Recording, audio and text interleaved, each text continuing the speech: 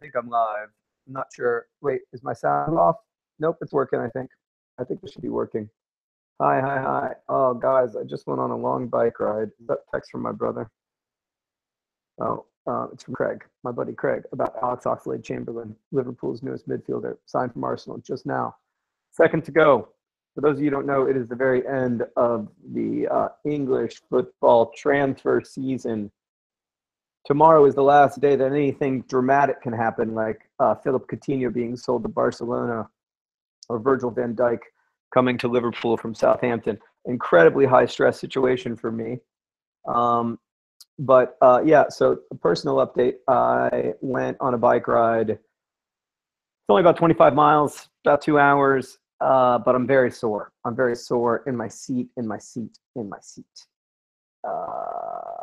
Yeah. Yep.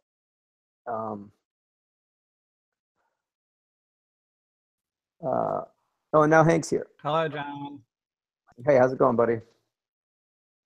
It's good. Okay, I'm glad. How are you? I got these for Dear Hank and John today. They look fantastic. They look. Oh, I see. You're ready. You've done your research. It's one of the questions that we have. Yeah. Yep. Good. I'm excited to see what becomes of that. I just finished a bike ride. I've just finished a bike ride, and for some reason, it tired me out much more than most bike rides do. So I don't know. I'm tired. Is it because your town is full of smoke? And it's just like you can't go outside without losing. Because that's how it is for me. It's bad. I've had a headache for like days. Yeah. This is not. Yeah. This was Pizza Miss shirt. It was from the very first Pizza Miss ever. But yeah, this is old school Pizza Miss here. Well, Hank, tomorrow is the end of the transfer season, and I'm very nervous because there's a lot of things that could still happen to my beloved Liverpool Football Club, and a lot of things that I suppose could happen for AFC Wimbledon, although probably not. You don't seem to but that's okay. That was good, Hank. That was a great response to my soccer talk. Very compelling. I mean, I guess this is how people must feel when I talk to like Catherine's dad about chemistry. It's just like everybody else is like, Hank, can you answer some of our viewers' questions? Oh, my seat is very sore. Oh boy. Your seat?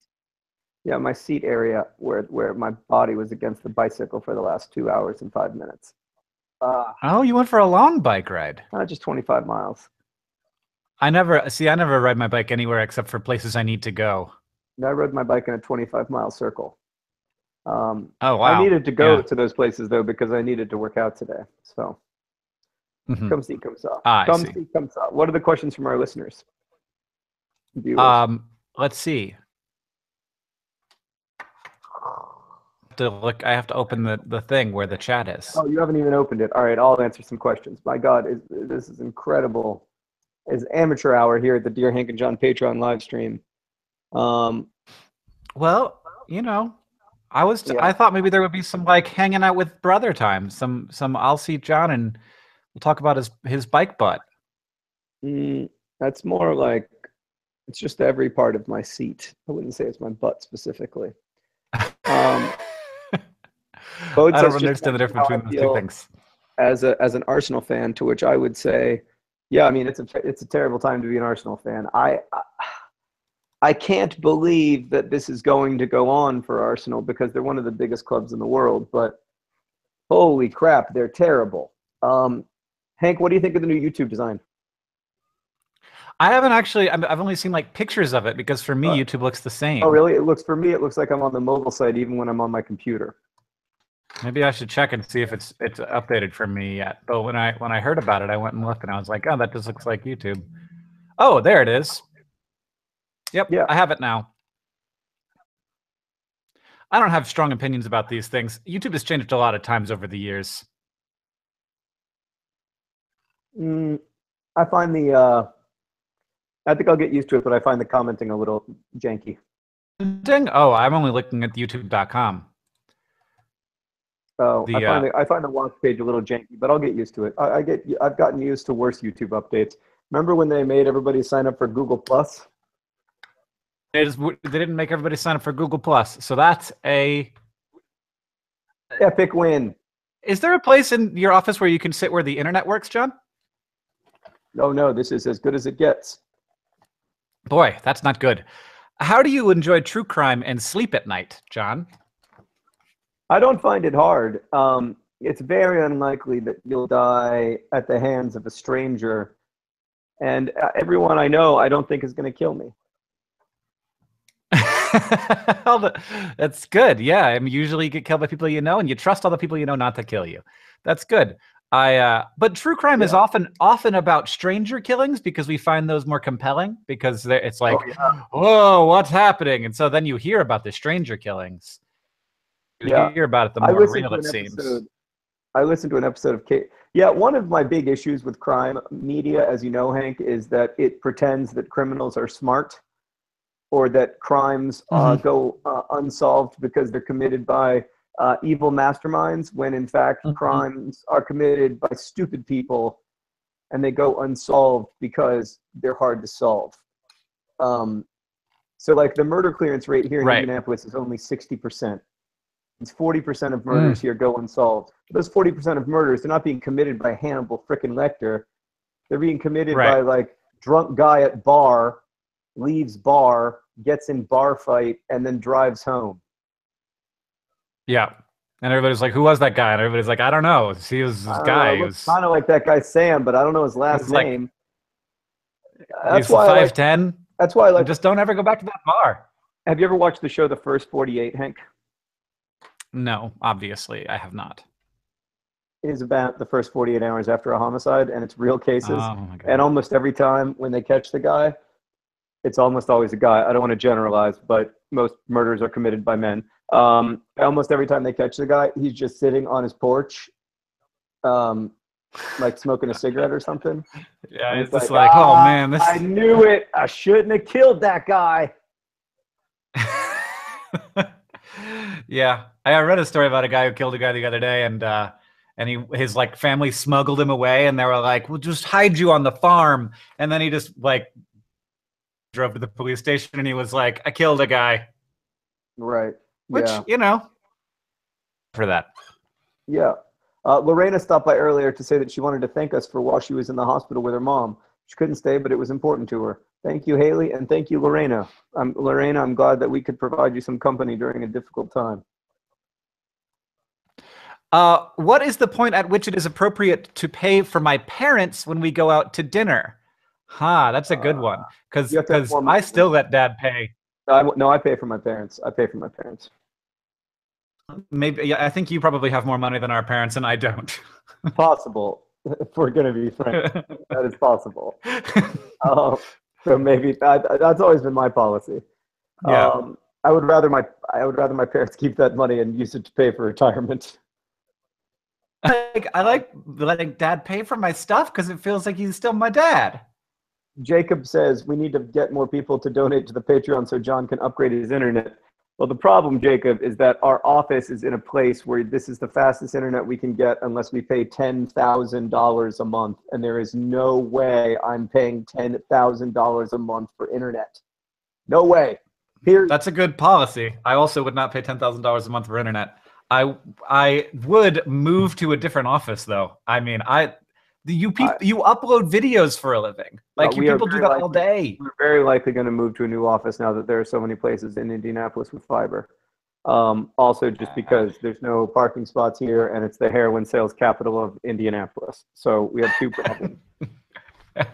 Obviously, it's a big problem. Those are two problems. Affected by that, but it's also a problem for us. Yeah. John, do you know who our Ryan is this week in Ryan's? No. Are you going to tell me? Are you going to ruin it by not reading the most recent tweet? Oh, okay. I was like it asking when you from pick the them. question. I like it. Does anybody have a suggestion for the most recent Ryans? Yeah. Please make suggestions Man. for Ryan. They don't have to be named Ryan. Yeah. Um,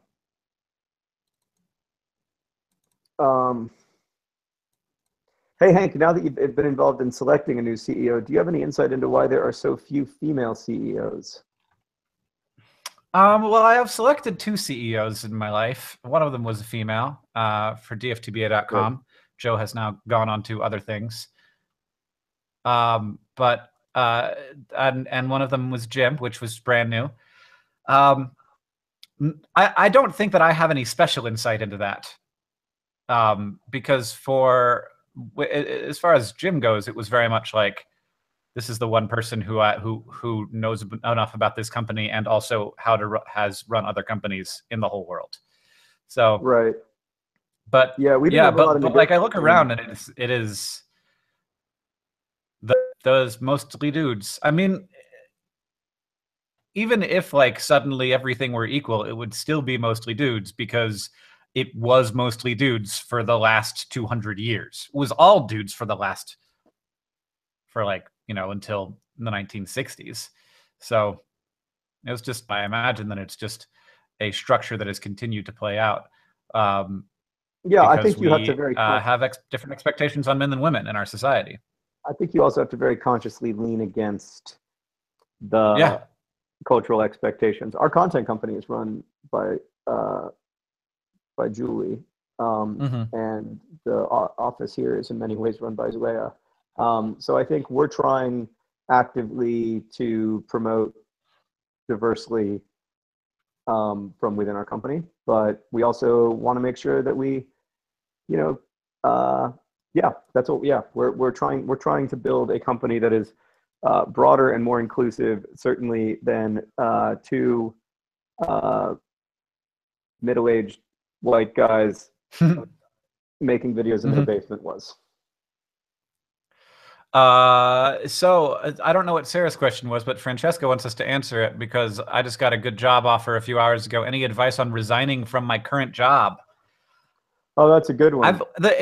When people have resigned from our thing to go to jobs to like, more interesting or better or different jobs, I'm always very happy. It's definitely happy, sad, but it's like, as long as it's like I'm leaving because I'm going to this better opportunity, I think everybody can sort of get that. When I left Walmart for a better opportunity, they gave me a hard time about it, which kind of has set me up for forever being like, I don't want to do that to a person, to be like, what can we do to make you stay? I feel like I should be doing everything I can to make people stay, whether or not they're leaving. Right. And yeah. Yeah, I mean, so occasionally people have come in and said, like, I think it depends on what you want. Like, if you want to stay in your job, then like occasionally we've had people come in and say, I got a counteroffer, but I'd like to stay here. Or I got a new offer, but I'd like to stay here, as kind of a negotiating tactic, which is fine.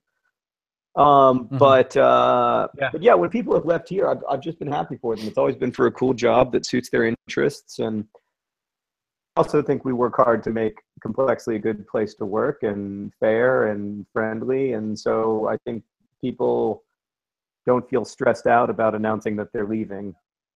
Because I don't know, I also think there's an element for me of like, if we're a AAA baseball team and somebody can graduate and go play in the majors, awesome. That's so good for us, because then in the future we can be like, that person who plays in the majors, they came through here. Yeah, and that could be a sales point for other people who might want to work for you. The other thing to say is, like, it's best if you come in with some idea of how to say, I'm leaving and I would love to make the transition as smooth as possible. Here's some thoughts I have about how to do that. And I'll stay on for 2 weeks or a month or something in the meantime, depending on what your job is. Anybody who leaves our company kind of leaves a hole that that everybody sort of has to, chip in a little bit to fill in the near term before everybody gets trained up to be. I'm so far outside the world of making actual decisions in our company that, like, a lot of times I don't even know until a couple months later, and I'll be like, where'd so-and-so go? Oh, they quit. Okay. Oh, I see. Yeah. They were cool. Oh, They were cool. is negotiating pay fine? Yeah, negotiating pay is fine, especially when Oh, you're you getting got hired. to. You got it. It's always good to give a little bit of like, hey, I think that maybe 5% more than that, maybe 7% more than that, Yeah, I mean, maybe 10% more than that. Depends on how much sort of leverage you feel you have. it's very hard. I mean, we try to make, well, I can say like when we make job offers in our company, we tend to make them for the most we can pay. But even Yeah, then, if somebody, if somebody is a really great candidate and they want 5% more, they're probably going to get it. And like, I think that's the case for most yeah, bosses. yeah. We definitely have we have for some of our jobs a set salary that's all, and um, for entry level stuff, and then we sort of move people up together so that it's not weird when people find out that their coworkers are making different amounts than they are. Oh yeah, I mean, Yeah, I have everybody sign an NDA that they can't talk about their compensation. yeah. I'm So just kidding. I don't think the thing to know is you can totally negotiate. You can totally whether that's for a new job or whether that's your current job. But if they say no, then that happened, and like it's right. not, as a boss, it's not something that I'm going to like look down on you forever to be like, why did that person make my day worse by talking about money? Money is work. Work Um, is money. That's what it's my, about. my buddy Chris, can you hear me? I can hear you, No. kind of. Okay. Chris Waters once gave me a piece of advice that I've really enjoyed, which is that whenever he hires someone, he says, make it so that when you come in here and ask me for a raise, you and I both know that I cannot say no. Yeah, yeah, Yeah, yeah. I You're mean, providing that much value.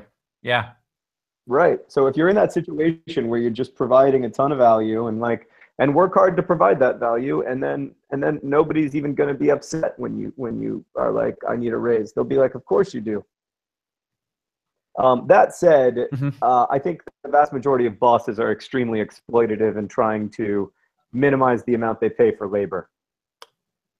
Yeah, and it's been a bad thing over the last 20 years. We've seen productivity go way up, and real wages have not changed a lot. And That's true, but that's it's more complicated than that because the main it reason is the more real complicated than wages that. have not changed much is because the cost of healthcare has gone up and employers bear more of the cost of healthcare in the U.S.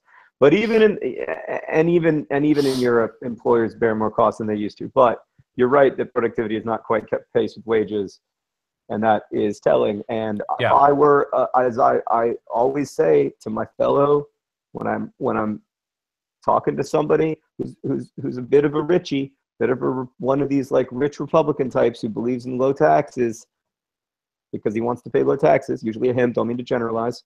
Um, I always tell him the biggest threat by far to your stability is not how much taxes you pay, it's whether there is a Marxist revolution that takes you down. yeah. If everybody didn't hear what John said there, it's the biggest threat to rich people is not how many taxes you pay. It's whether there's a Marxist revolution that takes you down. And I agree. John, you are taking us back. Podcasted says this is a good retro sensibility, 144p, 2 frames per second, transporting us all back to 2006. You're 1 frame every 8 seconds, 30 seconds. You've stopped moving at all. Are you just being very still, John? That seems unlikely. You are the stillest man, and you've stillest. Okay, well, we lost John, everybody. I feel really weird about NDAs that say people can't talk about how much money they make. It seems real bad. Seems like and also like, how do you control that? Anyway, questions coming at me. We can talk about more than business also, you guys. And I've also suggestions for Ryans. Again, they don't have to be Ryan. So let me know Ryans that aren't Ryans. How is contextualized coming along? Good. We keep having meetings about it. Turns out it's really hard. So we're writing a lot and editing a lot and taking it back to the drawing board and reworking scripts and reworking scripts. And I think that that's the thing that we need to do. We need it to be really good, and we need to be very careful. by the way, on your job offer. Someone also asked if I could talk about the thing. Probably I'll have to talk about it after Australia, and I apologize for talking about it again, but somebody asked. So yeah. Just when you didn't think it could get worse, it did.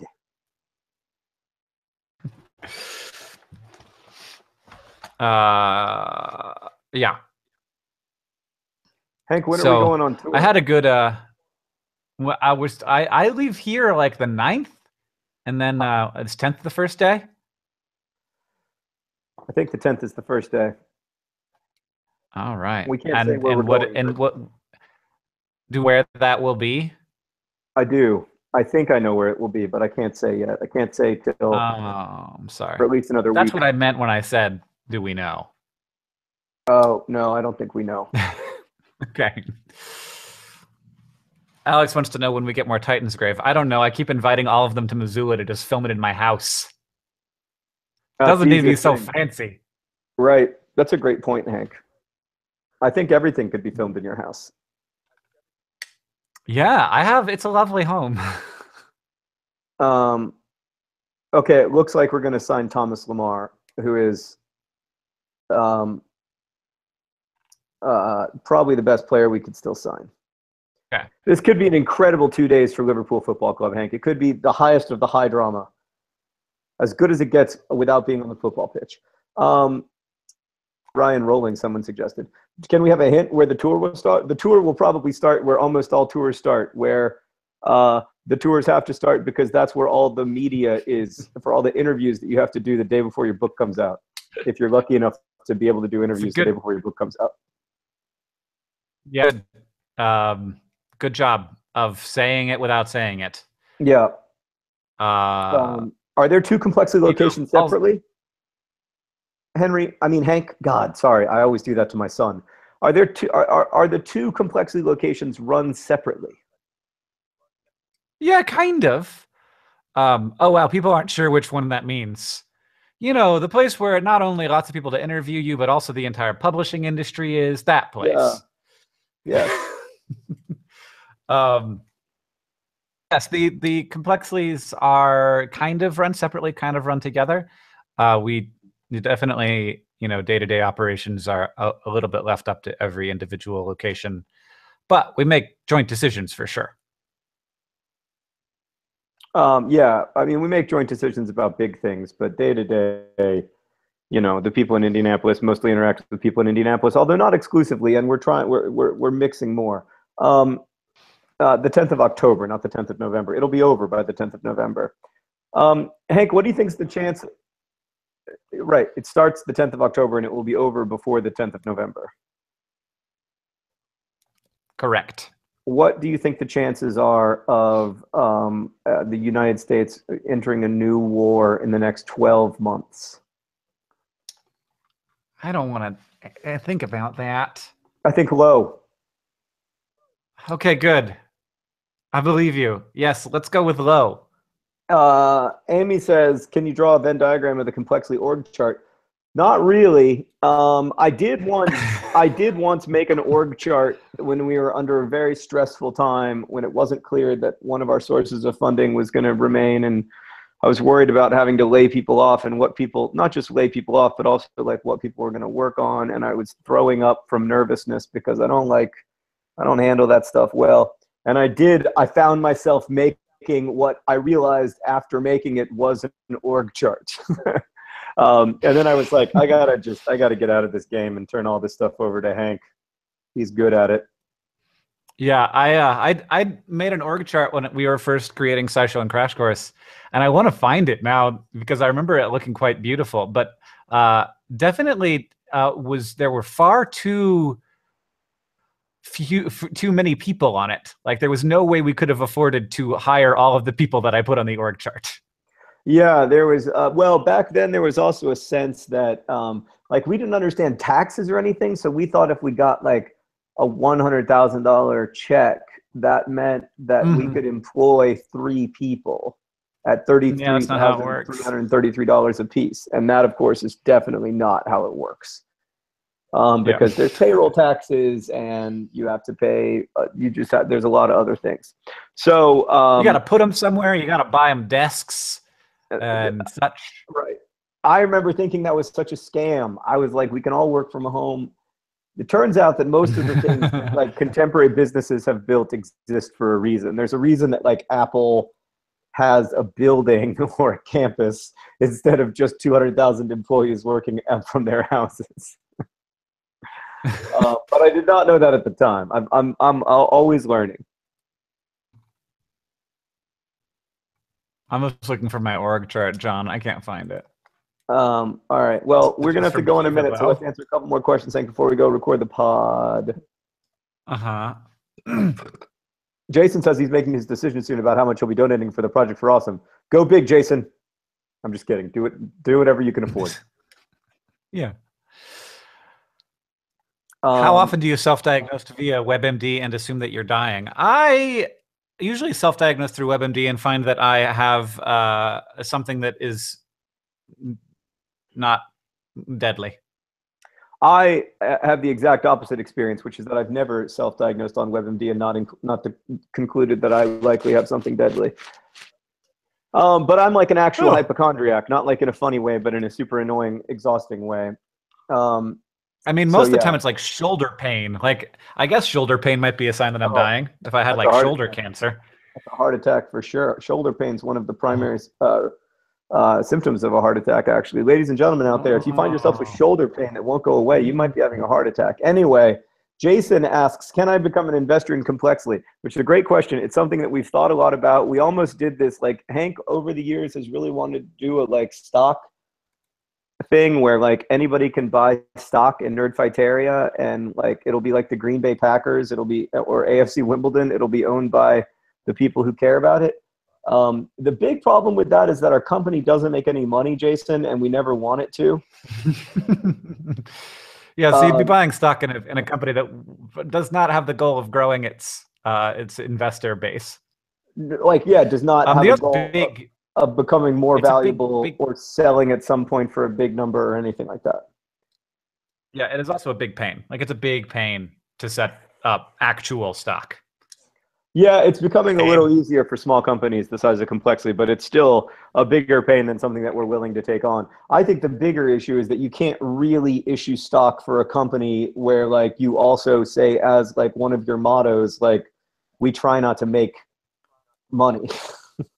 Or we try not to make more money than we spend. Let's put it that way. You know, like, and we're not doing it to try to grow to eventually get an out. We're doing it because we like it and we feel really lucky to be able to do it, and we like the people we work with, and like we have other jobs that allow us to, you know, approach the business that way. So I don't know, maybe someday we will let you know if we figure out a word on that front. What are some of your favorite podcasts right now, John? I've been listening to a lot of Case File, this true crime podcast out of Australia. That's what I was listening to on my bicycle ride, where I think now I have sustained an actual injury. That's my new theory, because the soreness is getting worse, not better. I like Criminal with Phoebe Judge a lot. Very good. She's going to be at PodCon in Seattle. Like, what's the new one called? That's the new NPR podcast where they go all around the world. Rough Translation is incredible. It's like Planet Money, but for international relations and for understanding the world outside the United States. Rough Translation, it's called, and it's so good. And then I love Nancy, which is a LGBTQ podcast made by WNYC. It's a lot of the same people who make Radiolab, but they kind of take the Radiolab vibe and they apply it to stories from the LGBTQ plus community, and it's really, really good. So those are some of my recent recommendations. How about you, Hank? I am just this is a secondhand recommendation, but I'm about to start listening to the Black Tapes, which have gotten recommended to me by a bunch of people, and I've heard that it's sort of up my alley in terms of a lot of the stuff that I like. Mm-hmm. So the lead writer on that's going to be a PodCon, so I kind of like both want to know it, but also it sounds like podcast smart friends have told me that it's very, very special.